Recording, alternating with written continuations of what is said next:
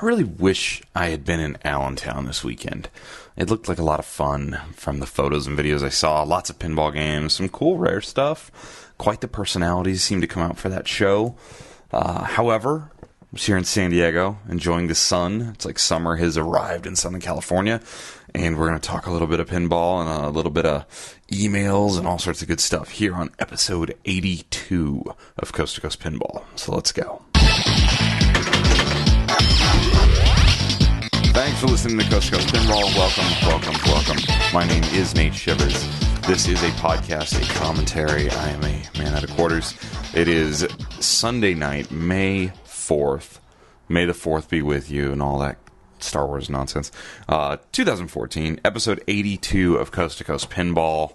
We are coming to you not live from the Coast to Coast Pinball headquarters. And hope all is well out there. Would love to hear from anybody that was at the Allentown show. I've been following the Pinside threads and watching some videos that have been loaded. That seems like one of the really fun, interesting events. It's easily the biggest show that's sort of on the East Coast. Very jealous anytime I see video of people walking up and down just aisles and aisles and aisles of pinball machines and games. And I would love to make it out to that one. I tried this year and just couldn't pull it off. So hopefully next year. But I will say one thing I noticed that didn't look all that fun about PinFest is the cement floor in that building they're in. Like, that's got to be brutal on the legs after a couple hours, days, and whatnot. And I think that Texas may have spoiled me because they did a pretty good job of getting the lighting darker in the Texas show, and the Midwest Gaming Classic was also very dark, so the lights popped off on these pinball machines just so great. And there at the Allentown Fairgrounds where they're holding PinFest is, like I said, concrete floor, big room, overhead fluorescent lights on full blast, and doesn't exactly put the games in the best light ever. I mean, really good light if you're looking to buy a game. I guess you can see all the flaws. And who am I to complain about something that I'm not at and can't be a part of right now? But just watching some videos. In fact, I was watching the Game Room Collectibles 30-minute video, roughly, walkthrough of the of PinFest that they loaded up today, and it's a long video and it's very shaky, and you'll have to look away sometimes. I don't know these guys real well. I know they're sort of famous for their YouTube channel. A lot of their videos they do, them and TNT out there in the Pennsylvania area. But it's cool, if nothing else, to get to see all the games, because he does do like pretty much a complete walkthrough where you could see a lot of the games that are there. Yes, filled in with lots of their own commentary. And you get to hear all of the little walkthrough commentary and what he likes, what he doesn't like, what's cool, what's not cool, and it's it's interesting. I'll take it, I guess I should say. There were definitely some cool games there, some really nice games. Their pricing seemed to be all over the place as far as buying a game at the show. I think this game is sort of regarded, especially in the East, as one of the best opportunities to get out and buy a game if you're looking to, buy something. So it seems like they were kind of all over the place. We had another America's Most Haunted sighting at this show. We had Wizard of Oz machines on sale there. And then there was also what I think was probably the star of the show for a lot of us who got our eyes peeled on what's new and happening, was Riot Pinball, Scott Golick's game, Wrath of Olympus. His prototype game was there. He shipped it there, and they had it up and going. And pretty great reviews coming out of Wrath of Olympus. We talked to Scott in depth on an episode way back when. I'm sure you can dig deep and find that in the archives to kind of know the origins of Wrath of Olympus. I talked to Scott at the Midwest Gaming Classic. He's really excited. I think he's got some great ideas on how to maybe produce that pin in the future. So I think, I doubt we'll see Wrath of Olympus games produced this year, but maybe next year. And that to me is probably one of the most exciting of the homebrew, boutique, whatever you want to call them, pinball machines out there, just based on the artwork alone. I think he knocked the artwork out of the park. with that. And it's a cool theme. I think it's a theme that people are really into and hasn't really been done in that style before. So definitely check out the Pinside threads on Wrath of Olympus and the Pinfest. And like I said, if you were at the Allentown show and at Pinfest, I'd love to read your review. If just for nothing else, my own curiousness and whatnot. So saw some cool games. There's also a thread going all about what Pinsiders bought and sold at the game. So a lot of games traded hands, which is cool and awesome. I hope attendance was good at the show, and I hope I get to be out there next year. Getting in bed with Teresa. Hey, Teresa. Hey, Nate. Oh my God, you scared the crap out of me. How was your shower? It was great. You caught me after the towel, though. I actually have on clothing. Sort of. Well, shut up. It's better than a towel. Listeners miss you. They do? Well, they miss me too, because it's been like a week since the show. Oh my gosh, are they freaking out? Well, I do 1,000 shows in a year or whatever. They're actually blaming you. What? Yeah, they're saying that you're keeping me away from the podcast. Whatever. You have a job and you've been tired and you've been traveling, and a little bit me, maybe. A little bit you? But like at night I go to bed early. You could stay up and do it. Right? That's what I'm doing right now. All right. Well, there you go. It's not my fault. Sort of. So, without mentioning the game I'm buying, what do you think about it? I totally know what you're buying. I'm really excited. It looks really fun. You're really glad I'm finally getting that Shrek machine we've been talking about. Yeah, that's the one. I think doesn't everyone pretty much know? No. Didn't you see the votes? They don't know. I voted. I know you voted because you know, which is sort of cheating. I totally had to. I couldn't help it. It was exciting. I've also been accused of trying to throw people off the trail and like give disinformation. Of course you have. You do that to me. Maybe. Totally. Maybe you don't even know what game I'm buying. It makes you happy doing disinformation. I completely know, because I know who you sent the money to, and I know all of the little inside workings of it. Ooh, he's shaking his head and holding up his finger in a shush I could have totally fooled you. Whatever, dude. I know. And you sold... So what would you call this ensemble that you're wearing here exactly? Shut up. Would you wear this to teach in? No, I'd get fired. Why? Because it's not a complete outfit. It's pajamas. It's a shirt. And some bottoms. some underwear? That's just inappropriate. I feel inappropriate right now. They can't see you. I'm in my bathroom. It's not inappropriate. This is not Coast to Coast Pinball TV. Thank God. Well, anyway, this is me wedging you into the show somehow. Well, thank you. I feel honored to be wedged. All right.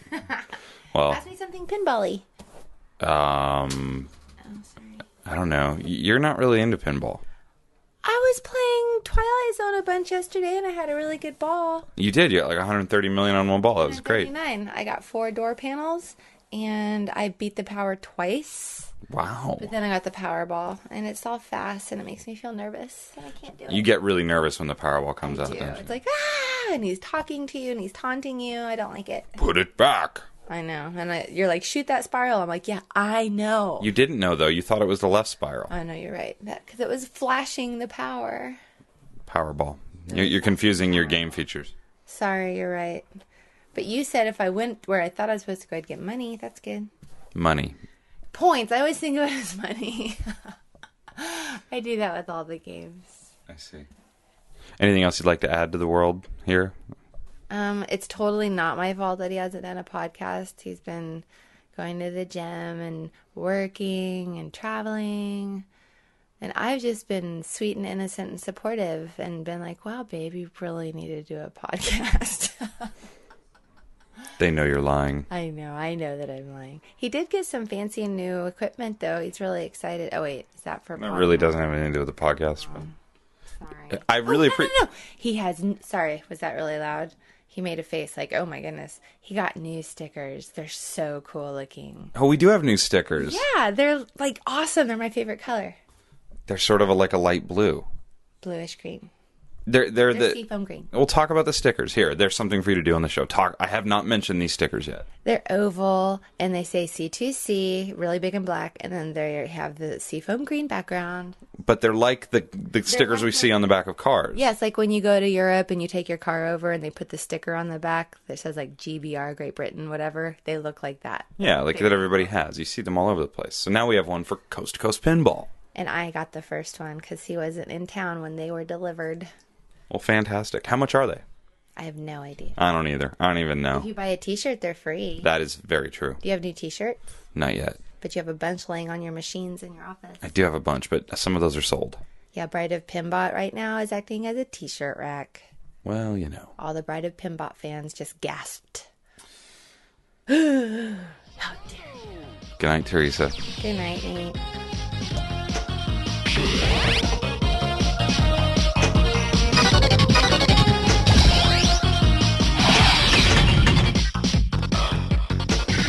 So, yes, there are new stickers. They're the little cool oval stickers with big C2C letters in the middle, website around the top, oval edge, outer quarters around the bottom edge.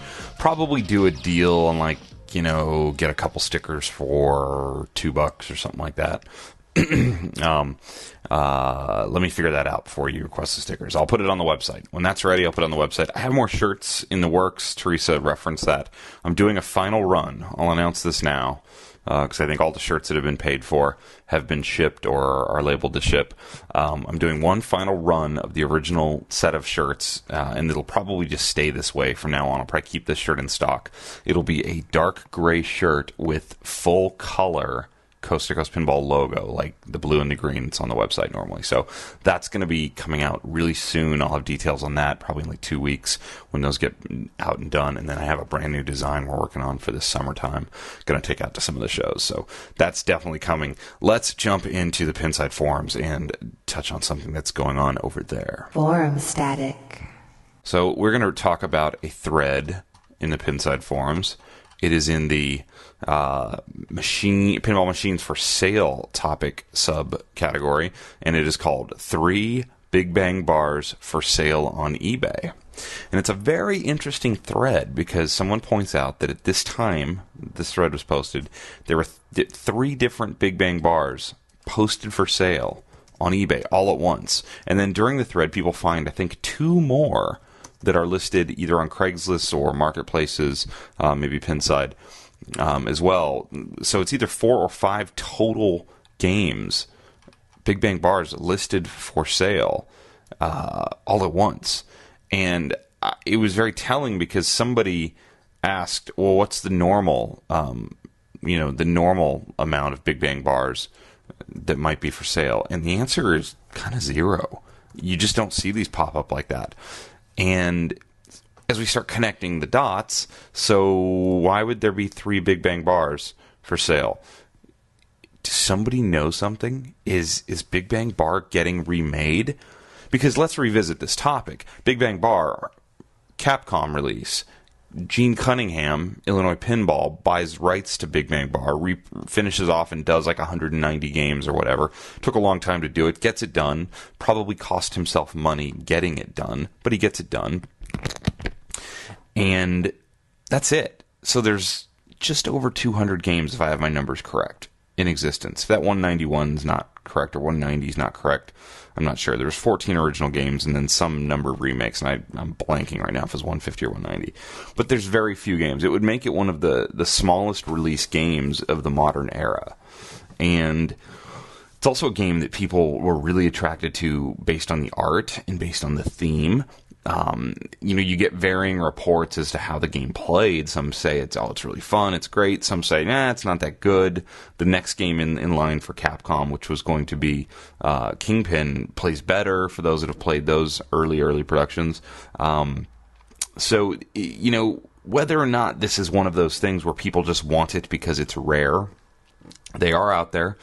And a bunch went up for sale in the last week. So I know for a fact, and this is not conjecture, this is not hearsay, that before Planetary Pinball Supply announced they were remaking Medieval Madness, I knew it was happening. So I knew it was happening. So I had 2 different people email me and tell me that was happening. I didn't know it was going to be announced at Expo exactly, but I knew it was happening. I knew it was coming. And these people that told me also pointed out to the fact to me that, look, these games are for sale now. People are dumping these games before this announcement in the weeks leading up to that, actually about a month leading up to that. So is the same thing happening now?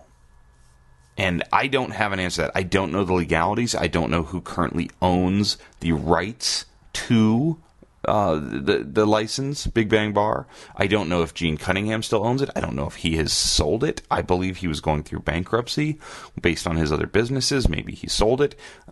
It doesn't appear that in public record anywhere that a judge has ordered it be sold off. So there's a lot of legal type stuff that I guess I will look into a little bit over the next few days and see if I can figure some stuff out.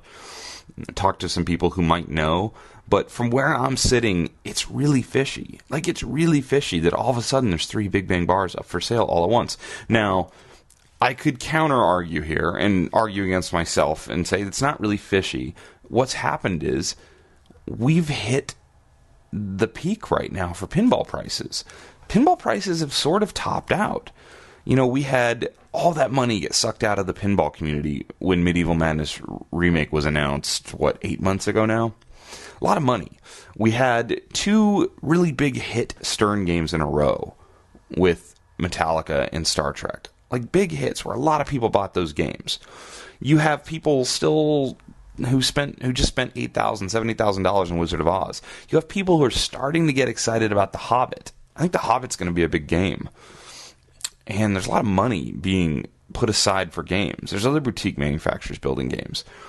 And I have been to these shows. I have seen what pinball machines are selling for on eBay right now. I've seen what they're being posted at, sold for, and even not sold for on Craigslist here. There are deals to be had right now. There are deals to be had. Prices have topped off. So if you're someone who had the sort of money to go buy a Big Bang Bar on speculation that this game would shoot up in price, you're someone who's probably paying attention to what these games are worth. You're probably monitoring that. And you probably realize, just like I have, and just like many listeners to this show and Pinside forum posters and other people in the industry have realized, prices have leveled off a little bit.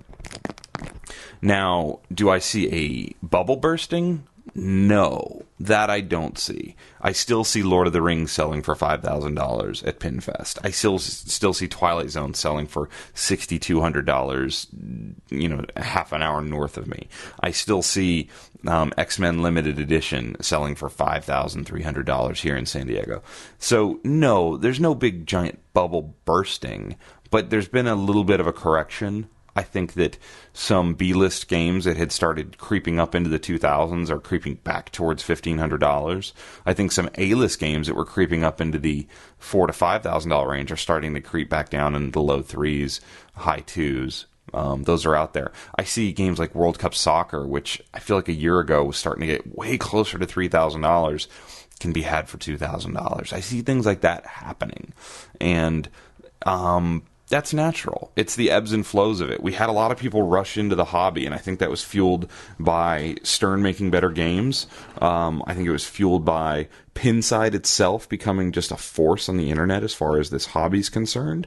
And I would like to think that all the different YouTube channels and podcasts that have come out has sort of sucked people in and gotten people more excited about pinball to the point where they're out looking to buy games.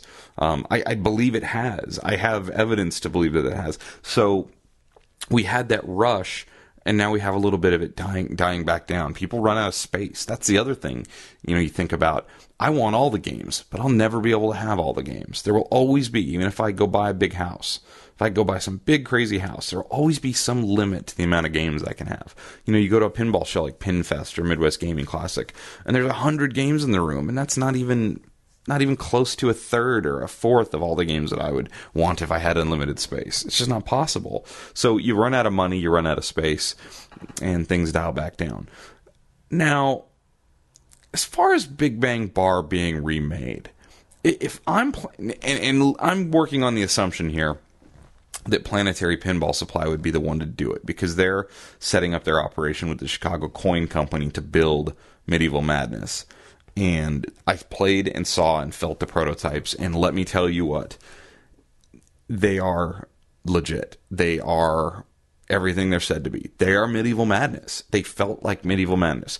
I was listening to another podcast, I believe it was Spooky Pinball, and I believe it was Pinball Star Amusement, was talking about how when you go up to a Medieval Madness remake, there's almost a little bit of a letdown, because you're excited to see it, you want to play it, you want to touch it, feel it, and then it's like you play it and, well, it's Medieval Madness, which is exactly what they're trying to do. It's both the best thing you could say about the game and also sort of the downside to that game for someone who's seen it a bunch and played it a bunch.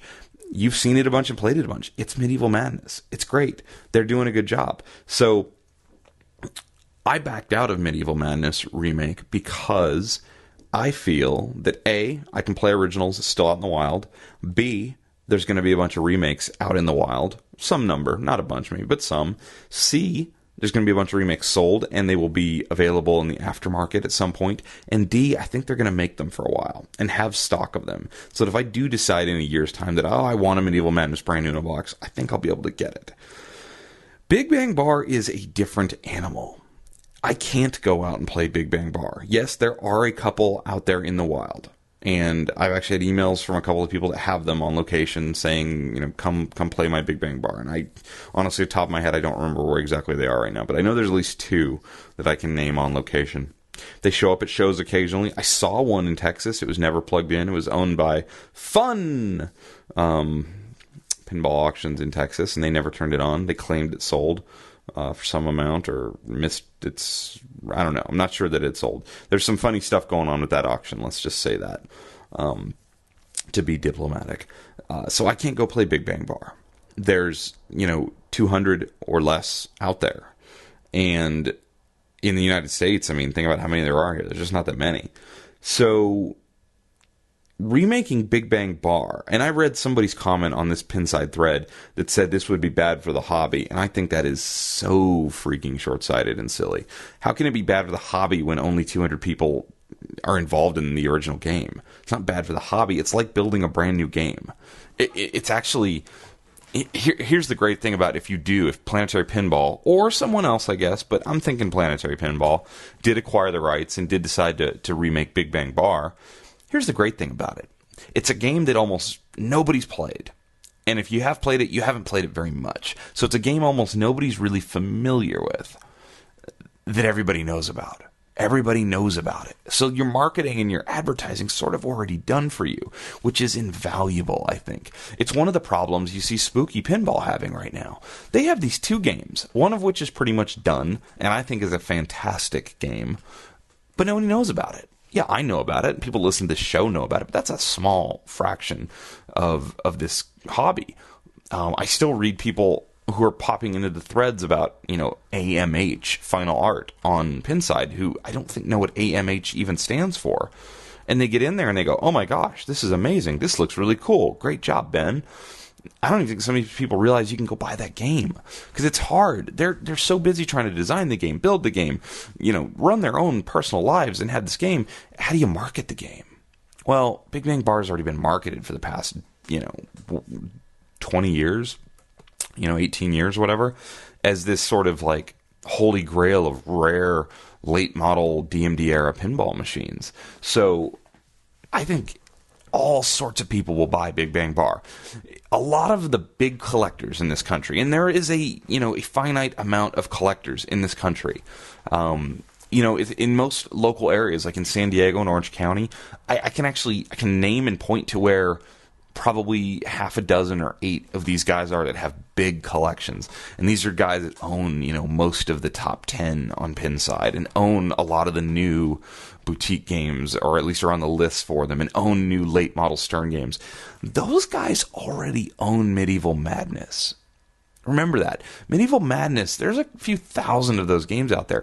And if there's, say, 300 to 500, big collectors, those guys already own that. If there's 1,000 big collectors, those guys already own Medieval Madness, or they have owned it and sold it because maybe they were just tired of it. most of them don't own Big Bang Bar. That's the reality. I know that LTG, Lloyd the Great, up in Minnesota, he has a Big Bang Bar. He's one of those guys with a great collection, made public at SS Billiards. He owns one. I can't even actually name anybody else that owns one. It's that small of a group. So Big Bang Bar is like a home run 1,000 games to me. Like, home run, you want to sell 1,000 games, get the rights, remake Big Bang Bar. And you can probably sell them for $8,000 or $9,000 without even anybody questioning you. So, back to the original question at hand. Is something fishy going on? Do people know that it's getting remade and are now trying to cash out?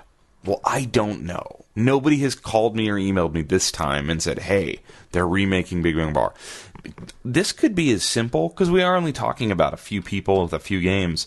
This could be somebody hearing something third person that made them think, oh, this is getting remade for sure, and calling up his buddy on the other side of the country who he knows also got in on the Gene Cunningham remade Big Bang Bars and saying, hey man, this thing's probably getting remade. We should get out now. We should try and get our $20,000 now out of this game.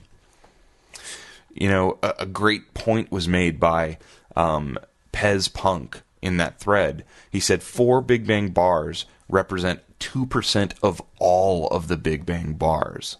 That's pretty interesting, huh? And then he said if 2% of all the Addams Family pins are being sold, that'd be 400 Addams Families in the marketplace at once. So 4 Big Bang Bars being sold at once is significant. It is significant. It's interesting. I don't even know what it means, but it's happening, and it's I hope they remake it. If you think remaking Big Bang Bar is bad for the hobby, it's only bad for the hobby in that it's bad for the other people trying to make money selling new pinball machines. You hear me? Remaking Big Bang Bar, or remaking Attack from Mars, or remaking Monster Bash, or remaking Cactus Canyon, remaking Medieval Madness is only bad for the other people trying to make money building new pinball machines. It's great for the hobby. It's great for people like me who want to play these games, who want to see these games at pinball shows for the next decade, who want to have friends buy these games so I can go play them.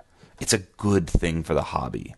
In fact, I actually kind of think it'll be great when we get to this point in a few years where a lot of these A-list games that had low production runs are built and remade and done so that we can stop worrying so much about them and we can build cooler, better pinball machines. Not disparaging anything, but, you know, I just played Attack from Mars the other day in New York. Sunshine Laundry. Played it. I love that game. It's awesome. But you know what? It's still older. It feels 20 years old in pinball terms. Go play Wizard of Oz. Go play Star Trek and then jump on Attack from Mars. I'm not saying it's not as fun or rewarding to play. That is not what I'm saying. Because I can have a lot of fun and a lot of awesome times playing Medusa, which is even older. But what I'm saying is it feels older. It is another era. I'm very excited for pinball to step into this next era. And I'm talking about Multimorphic. I'm talking about Wrath of Olympus. Yeah, I mean, I'm talking about games, America's Most Haunted, Pinball Zombies from Beyond the Grave. Games that are still basically just a DMD and a multi-level layout, or a single level layout for that matter, with some ramps and shot, but just new designs and new ideas. And I think there's more to come. I think we can go even farther. I want more, LCD screens, obviously. So I think it's good for the hobby. It gets people playing these games they want to play. There is a retro aspect to this hobby that cannot be ignored, cannot be forgotten, and is important. And part of that is these holy grail, low production games, and how everyone wants to play them. So I will be very excited to watch how this plays out and see what's going on. I actually went looking for these Big Bang Bars on eBay as I've been ranting about this, and I can't find them, so I don't think they're there anymore. I don't know what that means. But maybe they sold, maybe they took them down. Who knows? Actually, I might have been looking in the wrong spot on eBay. Yeah, so here's one. There is a Big Bang Bar on eBay right now for $29,499 by TNT Amusements. So our friends, TNT Amusements. I say friends loosely. I don't really know them. So there's one left right now. And if I jump to completed auctions, man, it's like I see $29,944 next to a game, and I don't even know what to think about that. What's up with Pennsylvania having such characters in pinball? It's hilarious. Well, I should have I should have like a segment of this show dedicated to things like this, where I like look, what's for sale, in different parts of the country. That would be a fantastic idea. I should get on that. What's for sale in your area? Ah, yes. See, I've already been on that, clearly. So yeah, that's the only one I see. I don't see completed items on the other two. You can buy yourself a Big Bang Bar plastic key fob for like $50 if you so choose. But anyway, enough about that. Check it out. If you know something, please tell me. I'd love to know. And I promise you I won't talk about it on the show for at least a couple days. All right? All right. Very good.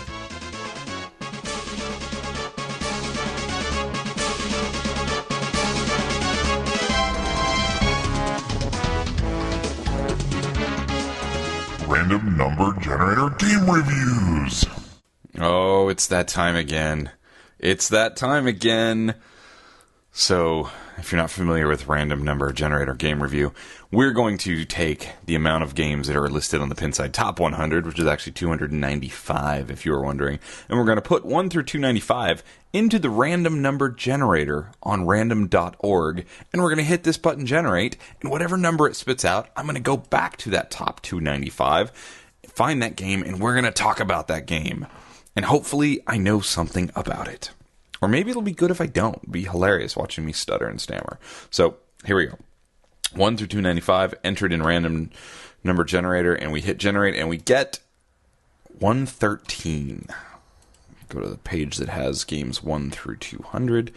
Game number 113 is, kind of funny enough, Apollo 13. Apollo 13 Pinball. Well, folks, I've never played Apollo 13. I've played a lot of pinball machines. I have never played Apollo 13. It's a Sega game, and it's based on the movie Apollo 13, which, on a side note, I only ever saw 2 movies in the theater with my father. My father passed away a few years ago. He was an older man. He had me in his mid-50s. Great dude. He was my best friend. I saw 2 movies in my entire life with my father. The first was Stephen King's, I believe it was called Night Shift, when I was about 12 years old, because I was really into Stephen King, and the movie was terrible. The second was Apollo 13. Great movie about the true story of the Apollo 13 mission to the moon, etc., etc. So they made a pinball machine on it. Sega, pre-Stern, made about 2,000 of these games. And what I know about this game is what most people probably know about this game. It has a 13-ball multi-ball. Yes, 13-ball multi-ball. That is the most multi-ball balls of any pinball machine ever. Ever.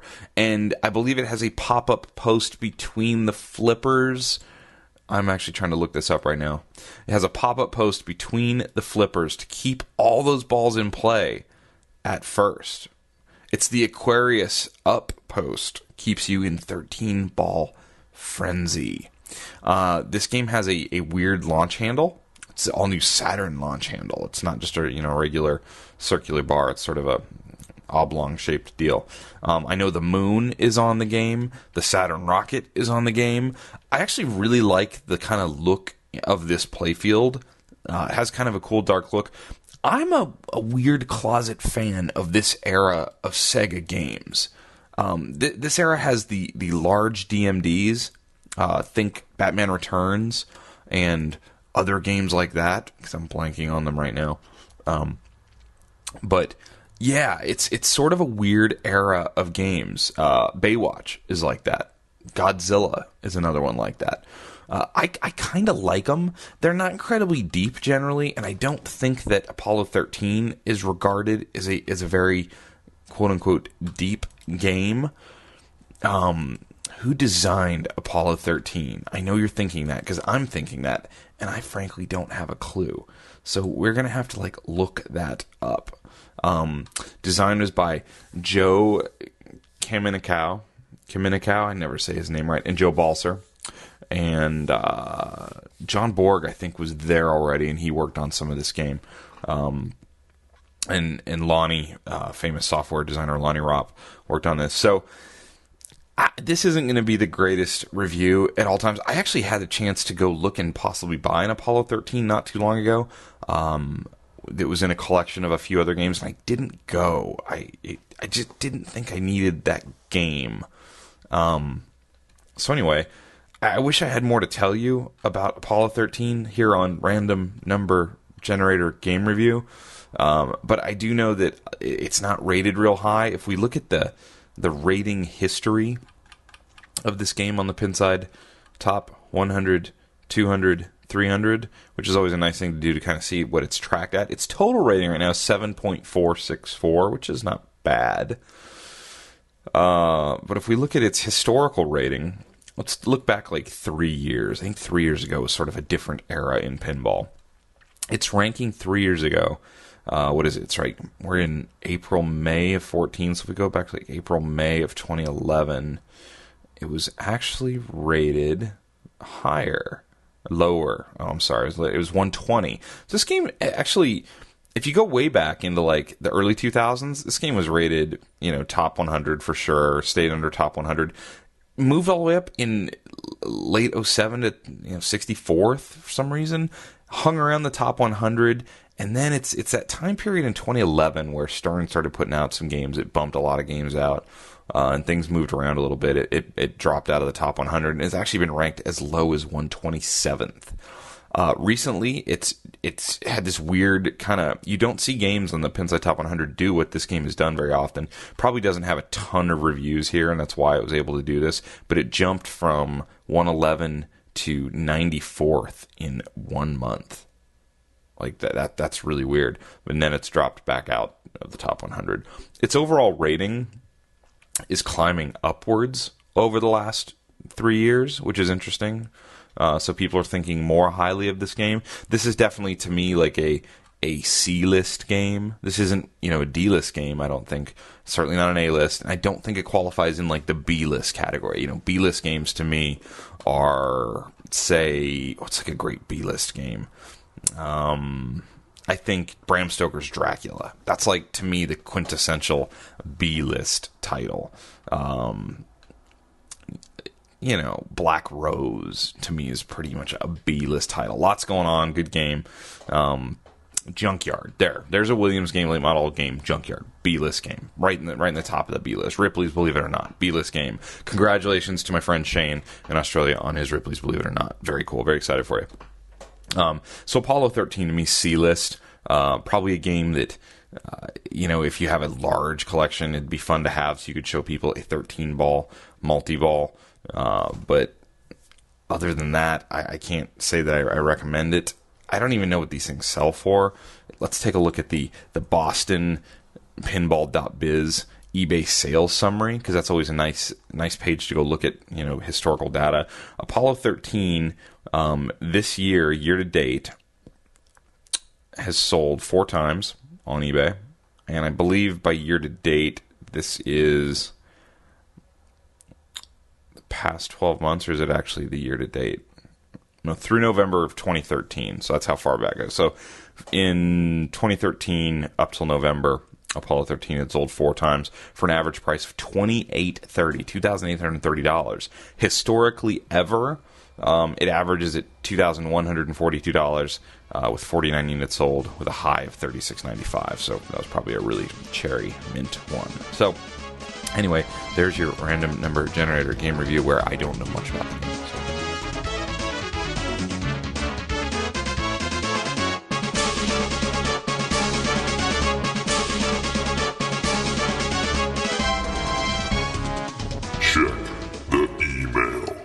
Yada yada, broken record. I have so many emails I need to respond to. That's happening this weekend. I'm clearing this mailbag out this weekend. I'm going to reply to everybody.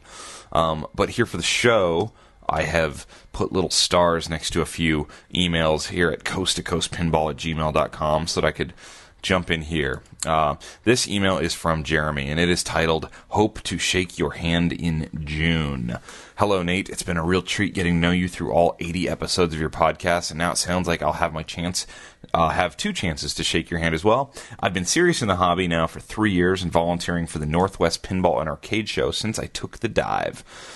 Been playing competitively, collecting, and of course with that, learning the art of repair and restoration. It's been quite a ride. Your podcast and others like it have been equally important in the journey, helping to connect us with subcultures and suppliers across the U.S.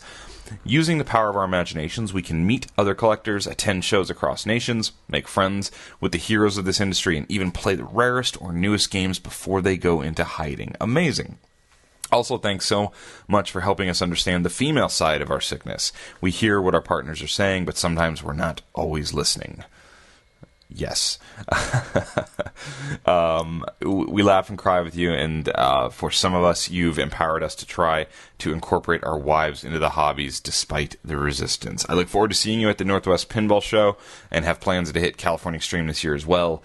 We'll see you on the show floor, if not in the tournament bank. Maybe we will get 5 ball is cheating tattooed across our stomachs, Tupac style. Two-pack style. I'm like the whitest guy on the planet.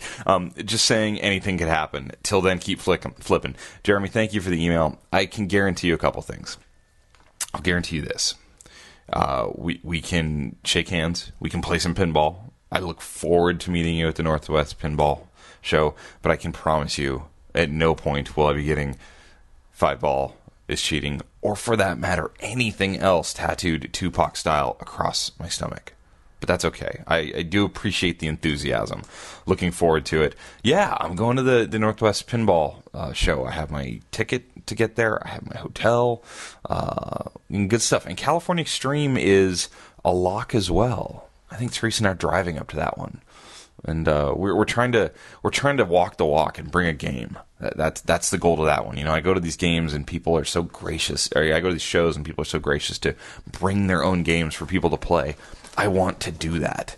So maybe we'll have to throw Twilight Zone or my Bride of Pinbot or something else into the truck and head on up to the California Extreme Show this summer. So very, very much looking forward to it. Let's squeeze one more email in here. Not that one. All right. This is from Rod. I want to make sure I can read this. Okay. From Rod. Hey, Nate, first the comment. I actually don't mind the Russian roulette-esque forum static. He's talking about the crazy, mega, random forum static show that I did, which I don't even remember what I called it now. I believe you should do those kinds of shows for yourself once in a while, as it really keeps you on your toes as a podcaster. You know, having to talk about something with no preparation, kind of like Apollo 13 a minute ago. You got burned a couple times. What, you couldn't help the poor guy out with his transport from... He's saying that when I did the jumping into the forums randomly, a couple of the posts were just absolutely not really relevant to talk about on the show at all, which is true. I did get burned a couple times.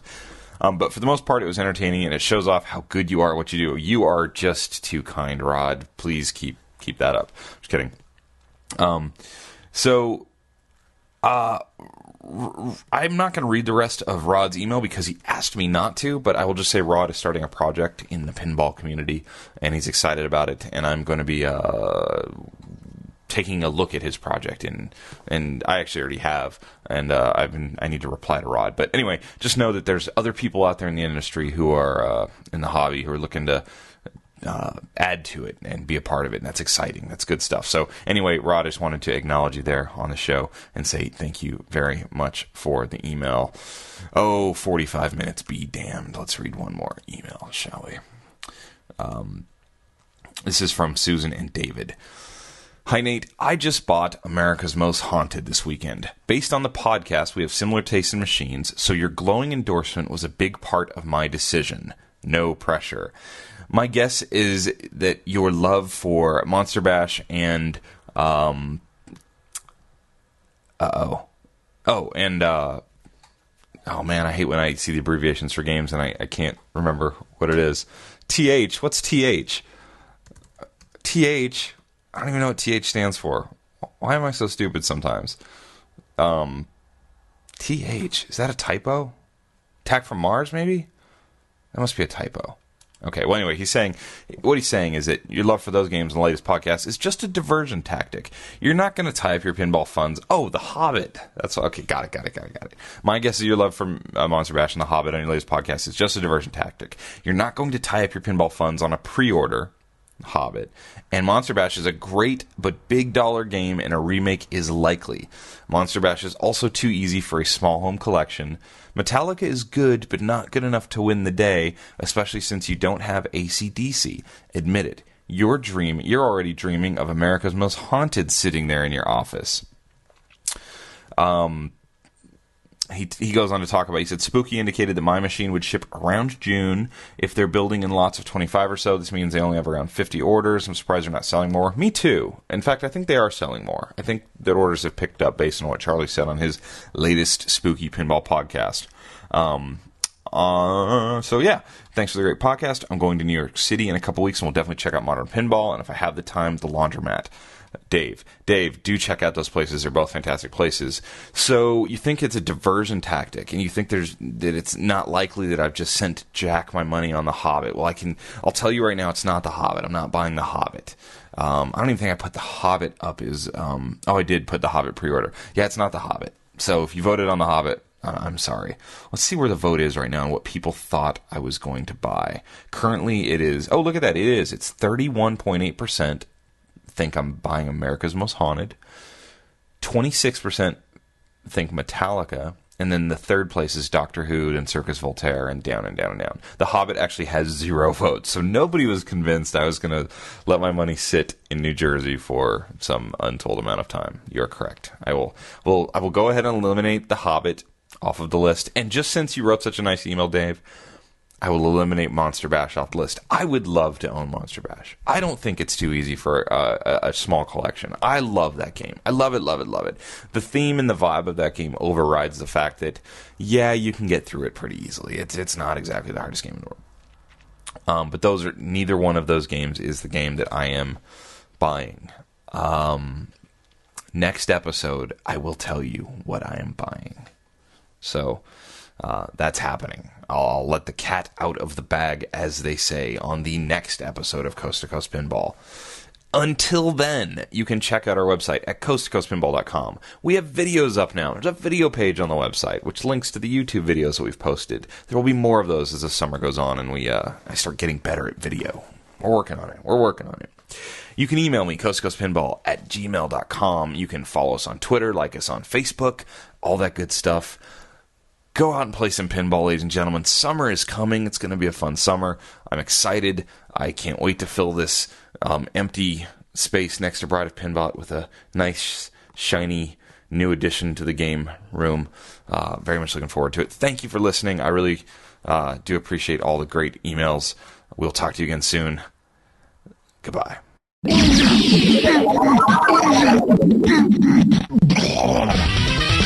Some guys have all the luck. Never let gravity slow